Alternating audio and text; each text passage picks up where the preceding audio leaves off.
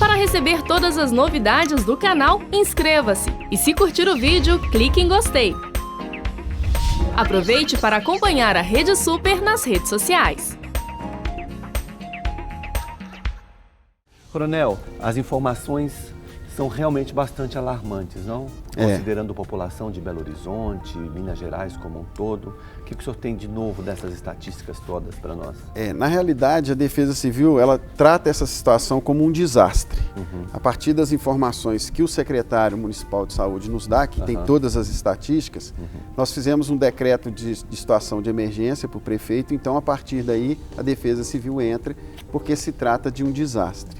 Agora, realmente, quem tem todas as informações sobre a questão estatística e da seriedade técnica, inclusive, é o nosso secretário. Porque muitas vezes, secretário, a gente ouve um número, né, que parece grande ou parece pequeno, mas a gente não tem ideia em relação à quantidade da população, os bairros afetados, né? Realmente é uma situação de desastre. Com certeza. Nós trabalhávamos nos anos anteriores com o mosquito Aedes aegypti, transmitindo quase que exclusivamente a dengue. Então, em 2014 veio a questão da chikungunya, que é aquela doença que a pessoa fica encurvada, com dores nas articulações, não tem condições, inclusive, de trabalhar, pode ficar até por mais de 90 dias nessa situação e até mais. E agora a Zika vírus, né? Que aí o perigo aumentou bastante. Por quê? Aqui foi bem colocado pelo Felipe, nós tivemos no Brasil mais de 1.500.000 casos de dengue em 2015. Mais de 800 mortes por dengue no Brasil em 2015. Isso por si só, como já diz o Coronel Lucas aqui, é um desastre, né? Nós perdemos 800 vidas no Brasil por conta da dengue. O maior número de casos de dengue já registrado desde quando a dengue foi reintroduzida no Brasil em 1981.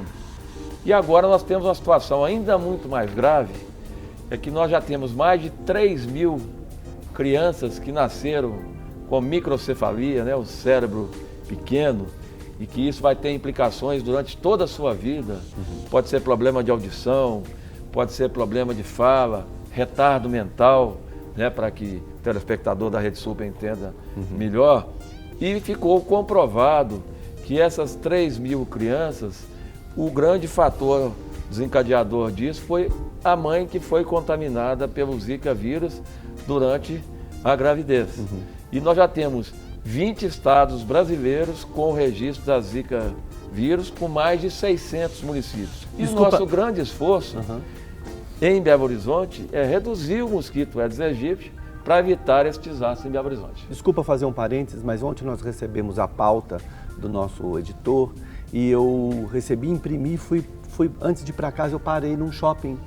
E quando eu vi essa matéria sobre a dengue e a zika e tudo mais, eu entrei numa agência de viagens e sentei com o rapaz, começamos a conversar sobre a crise e tal, financeira, e perguntei para ele sobre turismo. Ele disse que exatamente esse é um causador que muitas pessoas estão preterindo o Nordeste, por exemplo, procurando passeios em outros estados, principalmente as mulheres e mulheres grávidas, com medo de fazer um passeio turístico para esses estados.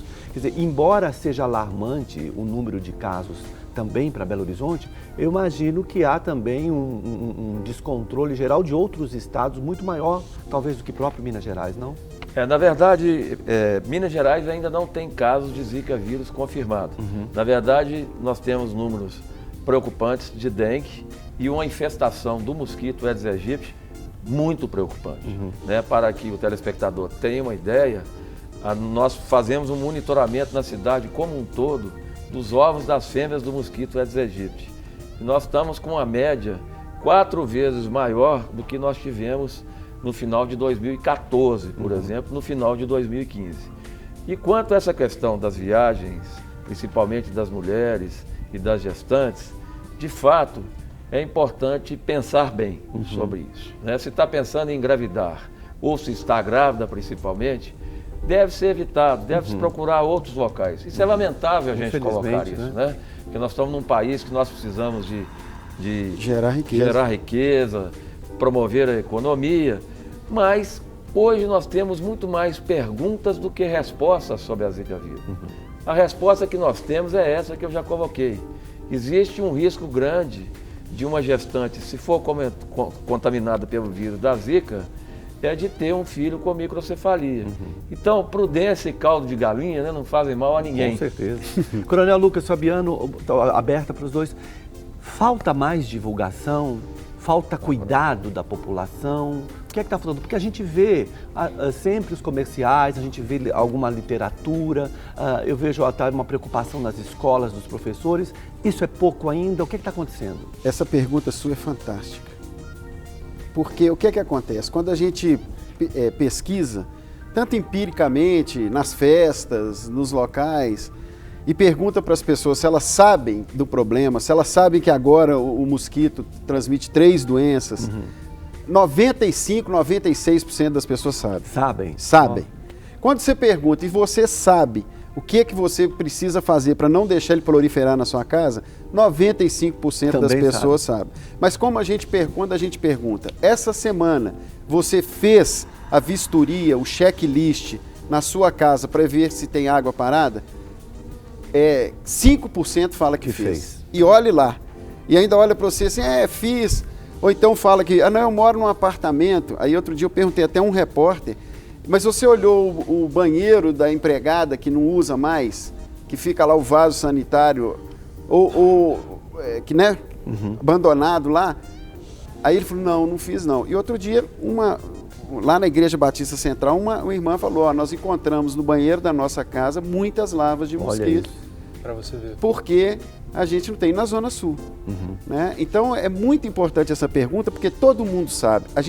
Eu costumo nas reuniões de trabalho falar, gente, nós não precisamos mais de ficar distribuindo folheto para mostrar o que tem que se fazer.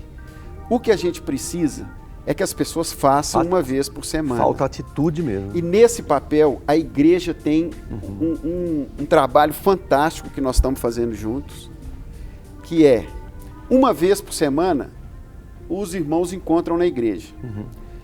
E a gente está mobilizando os pastores, o pastor Márcio, inclusive, foi lá, e outros pastores foram lá na reunião com o prefeito, e a ideia é que toda semana, os pastores cobrem dos irmãos isso. Que legal. Você fez o seu checklist na sua casa essa semana? Porque toda semana se encontra, né? É um público fiel ao seu líder, e a gente tem que fazer isso porque isso envolve, inclusive, um componente espiritual aí nessa questão. É uma praga. A gente vê ações da PBH sendo feitas, a gente vê o caminhão na rua, com o pó, né? Aquele pó sendo lançado. Muita mídia, muito se fala a respeito disso, do que nós temos que fazer. Infelizmente, os órgãos públicos têm que estar um passo sempre à frente, por já imaginar que a população não vai atender 100%, né? Ou que não vai estar atenta 100% a todos os possíveis casos. Quais são, então, Coronel, outros meios que a Defesa Civil tem preparado para trabalhar contra a proliferação do mosquito? Coronel, só complementando o que o Felipe disse, eu não sei se eu tenho visto tanto esse caminhão de fumaça passando. Isso é ótimo. A pergunta da fumaça eu vou deixar para ele falar, porque ela é técnica. Okay. Mas essa pergunta sua foi muito interessante. Nós estamos trabalhando na Defesa Civil, na Prefeitura, no sistema, com 3 pilares. O primeiro é da comunicação. E a gente quer agradecer a Rede Super e esse espaço, que é muito bom. É um privilégio nosso. Então a gente está fazendo um trabalho de comunicação de todas as formas. Naqueles letreiros da BH Trans agora vai ter mensagens, dentro do MOVE vai ter mensagem, no jornal do ônibus vai ter mensagem. Nós vamos estar distribuindo no telefone 156, aquela novelinha que ele espera, já é uma mensagem sobre dengue. Então, um forte aparato de comunicação que a gente vai trabalhar. O segundo pilar é a mobilização.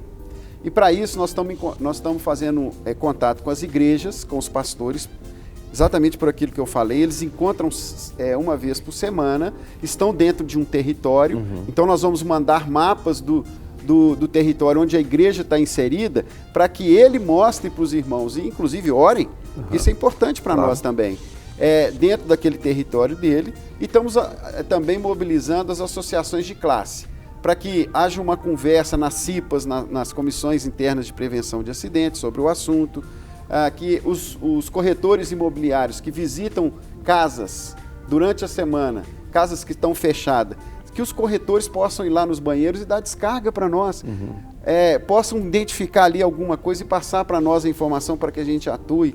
Um trabalho de inteligência muito importante. E a terceira vertente é a amplitude operacional. Nós estamos colocando toda a prefeitura para cuidar da questão da dengue. Então, na Defesa Civil, o nosso agente que ia na casa só para ver se tinha rachadura, se o terreno estava propício a desastre, agora ele faz isso e faz a vistoria da dengue. A mesma coisa é a Urbel, a fiscalização, ou seja... Amplia muito, né? Amplia muito, e a preocupação da prefeitura é que nós não podemos ter crianças com microcefalia. E tem uma outra síndrome que ele não falou, que é a síndrome de Guillain-Barré, que coloca as pessoas na cadeira de roda. Sim. E por isso nós não podemos deixar de pensar que a pessoa que a gente mais ama, que está na nossa casa, pode ficar numa cadeira de roda porque nós não cuidamos do mosquito na nossa casa. Com certeza. Secretário Fabiano, conta um pouquinho pra gente sobre essas... Pois é, a questão do fumacê, né? Na verdade, é importante a gente esclarecer que essa é uma estratégia complementar. Sim. A principal estratégia vem na linha aqui do que o Coronel Lucas já colocou. O mosquito Aedes aegypti ele tem algumas fases evolutivas, né? O ovo, e aí esse ovo fica até mais de um ano esperando vir uma água para ele dar início ao processo evolutivo do mosquito. Portanto, é muito importante que nós não só joguemos a água do pratinho de vaso de planta fora, mas a gente tem que lavar com bucha pelo menos uma vez por semana para eliminar os ovos do mosquito, que só os ovos ficam grudados na parede do vasinho. Então, ele não vai só com o ato da gente jogar fora. E transforma-se em larva para vir um adulto que transmite a fêmea. Então, a principal ação é a ação de eliminar qualquer coisa que possa acumular água, porque você está levando embora os ovos, as larvas do mosquito, evitando que ele chegue adulto, que é a fêmea que precisa se alimentar do sangue para preservar a espécie, né? Portanto, aquele fumacê, ele tem uma indicação mais restrita, que é matar os mosquitos adultos naquela localidade em que nós estamos tendo transmissão da doença, porque a nossa fase de prevenção mais positiva falhou. Sim. Né? Por esse motivo que a Prefeitura de Belo Horizonte incluiu todos os seus órgãos, inclusive na saúde, os agentes comunitários da saúde, que são mais de 2.300 na cidade, se somaram aos 1.500 agentes de endemias. Então nós estamos com praticamente 4.000 pessoas visitando as casas para a gente agir, vamos chamar assim, na raiz, né? Evitando que os ovos eclodam, viram larvas e adultos. Mas é claro que sim, é mais comumente conhecido como fumacê pela população, ele está sendo realizado na quando necessário, de Belo Horizonte. Tudo que é o necessário. Sim. Ontem mesmo nós tivemos a realização do fumacê lá na região leste, Sim. lá na região do Grande de Freitas e Boa Vista. Exatamente porque nós estávamos com 32 casos de dengue lá naquela região. Então, se nós temos 32 casos, tem fêmeas adultas voando, infectadas pelo vírus e transmitindo a doença. Então, nós precisamos usar essa ação complementar. Então, é um conjunto de ações. E quem mora em apartamento, aproveitando aqui a deixa do Coronel Lucas, além do banheiro, tem a questão da geladeira, né? As geladeiras hoje têm aquele frost free que degela e tem um plástico lá embaixo, né? Uma bandejazinha plástica, que ela vai acumulando água ali e muitas vezes as pessoas não lembram. É importante. Então é importante. Não é fácil de ver, né, secretário? Não é fácil de ver. Tem que puxar um pouquinho a geladeira e puxar aquela bandeja, tirar a água, lavar com uma bucha, porque o ovo fica aderido. Então, se de novo ela começar a degelar, e ali às vezes a gente sabe, mas tem mosquito aqui em casa, eu não sei por que está tendo. Pode ser o vizinho, mas pode ser dentro da nossa casa e a gente não está atento para isso. É verdade. Eu tenho uma pergunta, um caso prático, mas não sei se a gente pode dar uma olhadinha já lá no que o Lucas está fazendo, já que a gente já pode mostrar. Seria legal, acho que né? seria ótimo. Só dá para mostrar? Vamos ver. Olha só, depois a gente vai querer ilustrar a explanação toda, tá? Ela vai contando uma história, né? Tá correndo solto. Tem tipo uma linha do tempo ali. Legal. A linha do tempo vai contando a história, depois a gente vai passar por ela toda, mas muito bom. Legal. Coronel Lucas e o secretário também, Fabiano, a minha casa tem um quintal pequeno no fundo e, por insistência da filha, nós compramos uma piscina plástica e ela é bióloga, então ela tem o maior cuidado com aquela água, tratamento da água, mas depois que usa ela tampa com a lona, mas esses dias de chuva, vem a chuva e fica aquele aglomerado de água ali e ela logo no dia seguinte ela tira, além de eu saber do cuidado que ela toma, que a água é totalmente tratada. Mas minha preocupação é que algum vizinho veja aquela pocinha de água ali em cima da lona e fique preocupado. Então, diariamente a gente está tirando aquilo. Como é que a gente lida com o nosso vizinho, hein? Deixa eu aproveitar então, porque acabou de chegar uma pergunta. Oba. Eu não vou falar o seu sobrenome, Rosilene, obrigado pela sua pergunta, tá? Rosilene daqui de Belo Horizonte mesmo. Eu não vou falar o sobrenome até porque ela pergunta exatamente sobre isso. E quando meu vizinho não cuida? Já houve vários alertas quanto às calhas, mas ele não cuida. Esse caso tem que ligar para o 156, telefone 156, e fazer uma solicitação de vistoria, porque é importante ligar para o 156 porque fica um protocolo e nós temos que dar o retorno. E aí, um agente desses bravos agentes de endemia, que estão aí diuturnamente, eles vão lá e vão fiscalizar e vão checar. Coronel, isso é anônimo? Por exemplo, eu que ligo para um 156. Não, a gente não quero me indispor com o vizinho, por exemplo. A gente tem que ter muito cuidado com o anonimato, porque às vezes tem brigas de vizinho, tem desentendimentos. Isso acontece muito na defesa civil também.